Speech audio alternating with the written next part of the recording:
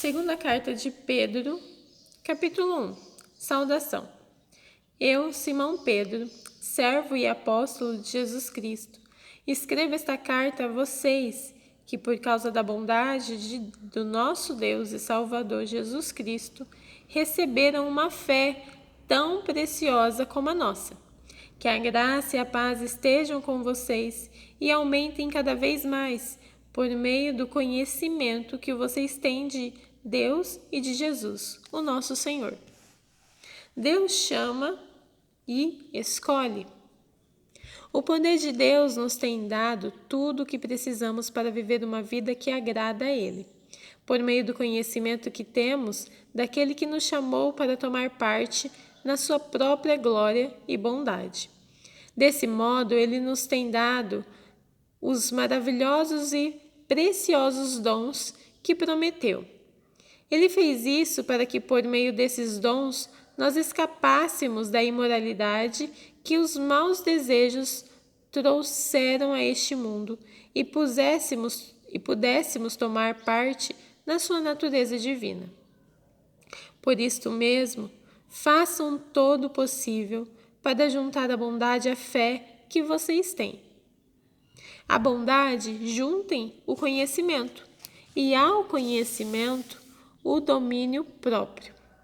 Ao domínio próprio, juntem a perseverança, e à perseverança, a devoção a Deus. A essa devoção, juntem a amizade cristã, e à amizade cristã, juntem o amor. Pois são essas as qualidades que vocês precisam ter. Se vocês as tiverem e fizerem com que elas aumentem, serão cada vez mais ativos e produzirão muita coisa boa como resultado do conhecimento que vocês têm do nosso Senhor Jesus Cristo. Mas quem não tem essas coisas é como um cego ou como alguém que enxerga pouco e esqueceu que foi purificado dos seus pecados passados. Portanto, meus irmãos, procurem ficar cada vez mais firmes na certeza de que Deus os chamou e escolheu. Se vocês fizerem isso, jamais abandonarão a fé e assim receberão todo o direito de entrar no reino eterno do nosso Senhor e Salvador Jesus Cristo. Por isso, farei sempre com que vocês lembrem dessas coisas, embora já as conheçam e estejam firmes na fé que receberam. Penso que, enquanto eu viver, é justo que faça com que vocês lembrem dessas coisas, pois sei que logo terei de deixar este corpo mortal, como nosso Senhor Jesus Cristo me disse claramente. Portanto, farei tudo o que puder para que depois da minha morte, vocês lembrem sempre dessas coisas. Testemunhas da glória de Cristo. Nós não estávamos contando coisas inventadas quando anunciamos a vocês a vinda poderosa do nosso Senhor Jesus Cristo. Pois com os nossos próprios olhos nós vimos a sua grandeza. Nós estávamos lá quando Deus, o Pai, lhe deu honra e glória. Ele ouviu a voz da suprema glória dizer: "Este é o meu filho querido, que me dá muita alegria." Nós mesmos ouvimos essa voz que veio do céu quando estávamos com o Senhor Jesus no Monte Sagrado. Assim temos mais confianças ainda na mensagem anunciada pelos profetas. Vocês fazem bem em prestar atenção nessa mensagem, pois ela é como uma luz que brilha em lugar escuro, até que o dia amanheça e a luz da estrela da manhã brilhe no coração de vocês. Acima de tudo, porém, lembrem disto: ninguém pode explicar por si mesmo uma profecia das Escrituras Sagradas, pois nenhuma mensagem profética veio da vontade humana, mas as pessoas eram guiadas pelo Espírito Santo quando anunciavam a mensagem que vinha de Deus. Os falsos mestres, capítulo 2.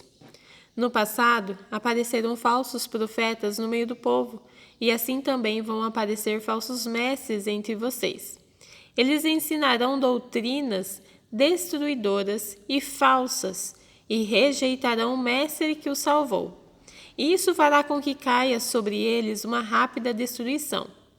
Mesmo assim, muita gente vai imitar a vida imoral deles, e por causa desses falsos mestres, muitas pessoas vão falar mal do caminho da verdade. Em sua ambição pelo dinheiro, esses falsos mestres vão explorar vocês, contando histórias inventadas.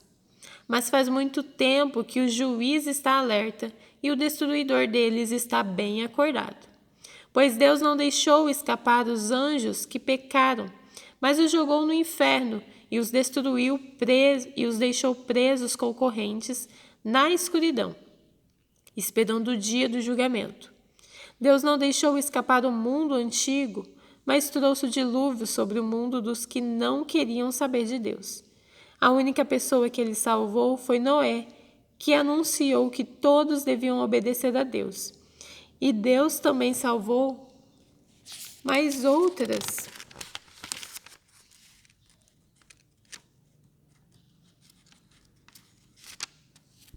7 pessoas. Deus condenou a cidade de Sodoma e Gomorra, destruindo-as com fogo, como exemplo do que vai acontecer com os que não querem saber dele. Ele salvou Ló, um homem bom que estava aflito porque conhecia a vida daquela gente imoral. Todos os dias esse homem bom, que vivia entre eles, ficava muito agoniado ao ver e ouvir as coisas más que aquela gente fazia. Tudo isso nos mostra que o Senhor sabe como livrar das aflições as pessoas dedicadas a Ele, e também sabe como guardar os maus debaixo de castigo para o dia do julgamento.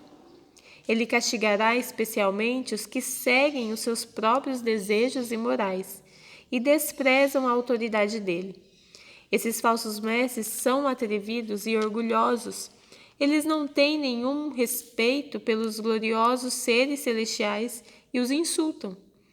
Ora, até mesmo os anjos, sendo muito mais fortes e poderosos do que esses falsos mestres, não os acusam com insultos na presença do Senhor. Mas esses homens agem por instinto, como os animais selvagens que nascem para serem caçados e mortos. Eles xingam aquilo que não entendem. Por tudo isso, eles serão destruídos como animais selvagens e pagarão com sofrimento o sofrimento que causaram aos outros. Eles têm prazer em satisfazer em pleno dia os seus desejos imorais.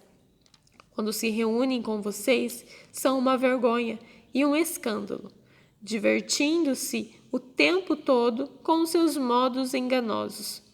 Não podem ver uma mulher sem a desejarem, e o seu apetite pelo pecado nunca fica satisfeito. Enganam as pessoas fracas e só pensam em ganhar dinheiro. Eles estão debaixo da maldição de Deus. Andam perdidos porque se desviaram do caminho certo. Seguem o caminho de Balaão, filho de Beor, que cobiçou o dinheiro que ia receber fazendo o mal. E foi repreendido por causa do seu pecado. Pois uma jumenta falou com voz humana e acabou com as loucuras do profeta. Esses falsos mestres são como poços sem água e como nuvens levadas pelo vento. Deus reservou para eles um lugar na mais profunda escuridão. Eles dizem coisas orgulhosas e loucas, e com os seus desejos impuros e imorais, enganam as pessoas que estão quase escapando daqueles que vivem no erro. Prometem liberdade a essas pessoas, mas eles mesmos são escravos de hábitos imorais, pois cada pessoa é escrava daquilo que a domina. Portanto, aqueles que chegaram a conhecer o nosso Senhor e Salvador Jesus Cristo e que escaparam das coisas imorais deste mundo, mas depois foram agarrados e dominados por elas, ficam no fim em pior situação do que no começo. Pois teria sido muito melhor que eles nunca tivessem conhecido o caminho certo do que depois de o conhecerem, voltarem atrás e se afastarem do mandamento sagrado que receberam. O que aconteceu a essas pessoas prova que são verdadeiros estes ditados: o cachorro volta ao seu próprio vômito e a porca lavada volta a rolar na lama. O Dia do Senhor, capítulo 3. Meus queridos amigos, esta é a segunda carta que estou escrevendo a vocês. Nestas 2 cartas, procuro despertar pensamentos puros na mente de vocês, fazendo com que lembre dessas coisas. Quero que lembre das palavras ditas há muito tempo pelos santos profetas e do mandamento do nosso Senhor e Salvador, que foi dado a vocês por meio dos apóstolos que anunciaram o Evangelho a vocês. Primeiro, vocês precisam saber que nos últimos dias vão aparecer homens dominados pelas suas próprias paixões. Eles vão zombar de vocês, dizendo: ele prometeu vir, não foi? Onde está ele? Os nossos pais morreram e tudo continua do mesmo jeito que era desde a destruição do mundo. Esses zombadores esquecem, de propósito, que há muito tempo Deus deu uma ordem e os céus e a terra foram criados. Esquecem que a terra foi formada da água e no meio da água. E também que pela água do dilúvio o mundo antigo foi destruído. Mas os céus e a terra que agora existem estão sendo guardados pela mesma ordem de Deus, a fim de serem destruídos pelo fogo. Estão sendo guardados para o dia do julgamento e da destruição dos que não querem saber de Deus. Meus queridos amigos, não esqueçam disso. Para o Senhor, um dia é como 1000 anos, e 1000 anos é como um dia. O Senhor não demora a fazer o que prometeu, mas alguns pensam, pelo contrário, Ele tem paciência com vocês. Como alguns pensam, pelo contrário, Ele tem paciência com vocês, porque não quer que ninguém seja destruído, mas deseja que todos se arrependam dos seus pecados. Porém, o dia do Senhor chegará como um ladrão. Naquele dia os céus vão desaparecer como um barulho espantoso, e tudo que há no universo será queimado. A terra e tudo que existe nela vão sumir, esperando a vinda do dia de Deus. Sabendo que tudo isso vai ser destruído assim, então que tipo de gente vocês precisam ser? A vida de vocês deve ser agradável a Deus e dedicada a Ele. Esperem a vinda do dia de Deus e façam o possível para que venha logo. Naquele dia os céus serão destruídos com fogo e tudo o que há no universo ficará derretido. Porém, Deus prometeu e nós estamos esperando um novo céu e uma nova terra, onde tudo será feito de acordo com a vontade de Deus. Por isso, meus amigos, enquanto vocês esperam aquele dia, façam o possível para estar em paz com Deus, sem mancha e sem culpa diante dele. Lembrem que a paciência do nosso Senhor é uma oportunidade para vocês serem salvos. Pois o nosso querido irmão Paulo, com a sabedoria que Deus lhe deu, escreveu as coisas sobre esse assunto. E foi isso mesmo que ele disse em todas as suas cartas quando escreveu a respeito disso. Nas cartas dele, há algumas coisas difíceis de entender, que os ignorantes e os fracos na fé explicam de maneira errada, como fazem também com as outras partes das Escrituras Sagradas. E assim eles causam a sua própria destruição. Mas vocês, meus amigos, já sabem disso. Portanto, tomem cuidado para não serem levados pelo erro de pessoas imorais e para não caírem na sua posição segura. Porém, continuem a crescer na graça e no conhecimento do nosso Senhor e Salvador Jesus Cristo. Glória a Ele, agora e para sempre. Amém.